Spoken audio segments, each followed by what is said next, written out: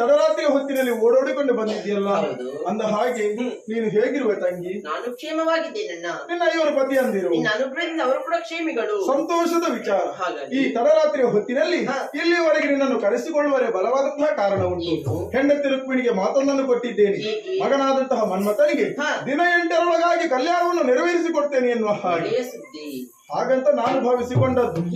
ಆದ್ರೆ ಮಾತು ಕೊಟ್ಟು ಇಂದಿಗೆ 7 ದಿವಸಗಳೇ ಕಳೆದು ಹೋಯಿತು. ಉಳಿದಿರುವುದು ಕೇವಲ ಅರ್ಧ ದಿನ. ಇನ್ನೂ ಕೂಡ ಕನ್ಯೆ ಸಿಗಲಿಲ್ಲ. ನನ್ನಿಂದ ಆಗದಂತಹ ಕಾರ್ಯವನ್ನು ನೀನು ಮಾಡ್ತೀನಂತಹ ಭರವಸೆಯಿಂದ ಈ ಹೊತ್ತಿಗೆ ಕರೆಸಿಕೊಂಡಿದ್ದೇನೆ. ತಂಗಿ, ನೀನೀಗ ಕನ್ಯಾರ್ಥಿಯಾಗಿ ಹೋಗುವೆಯಾ?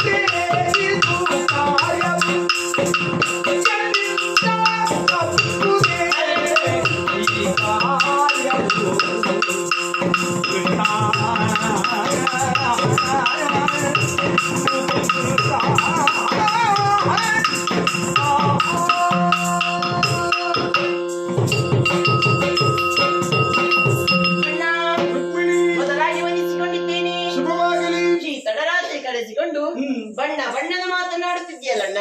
ಬಣ್ಣದ ಮಾತು? ಹೌದು. ನಿನ್ನ ಮಾತನ್ನು ಕೇಳುವಾಗ ನಗುವುದು ಅಳುವುದು ಒಂದು ಅರ್ಥವಾಗುತ್ತಿಲ್ಲಣ್ಣ.